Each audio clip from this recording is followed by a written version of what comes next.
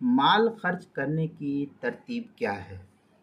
چنانچہ حضرت جابر بن عبداللہ رضی اللہ تعالیٰ عنہ سے مروی ہے کہ ایک نادار غریب شخص، محتاج اور ضرورت مند شخص کا غلام آپ نے 800 درہم میں نیلام کر دیا۔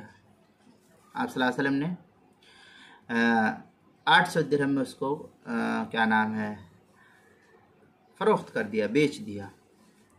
اور جب وہ شخص پیسے لے کر آیا تو آپ صلی اللہ علیہ وسلم نے ارشاد فرمایا، ابدأ بنفسک وتصدق علیہا فإن فضل شیء فلأہلک فإن فضل شیء عن اہلک فلقرابتک فإن فضل شیء عن قرابتک فہکذا وہکذا یقول بین یدیک وعن یمینک وعن شمالک۔ یہ صحیح مسلم کی روایت ہے، کتاب الزکوٰۃ حدیث نمبر 997۔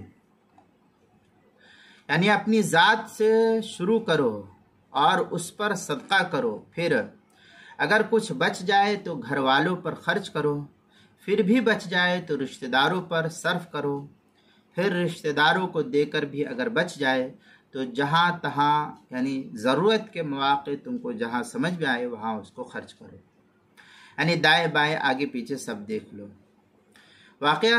واقعتاً اگر ہر شخص اس ترتیب سے مال کو خرچ کرے گا تو انشاءاللہ سبھی کے حقوق پوری طریقے سے ادا ہو جائیں گے، اور کتنے ہی نادار رشتہ داروں اور پڑوسی کی ضرورتیں خوشحالی کے ساتھ پوری ہوتی ہوئی چلی جائیں گی۔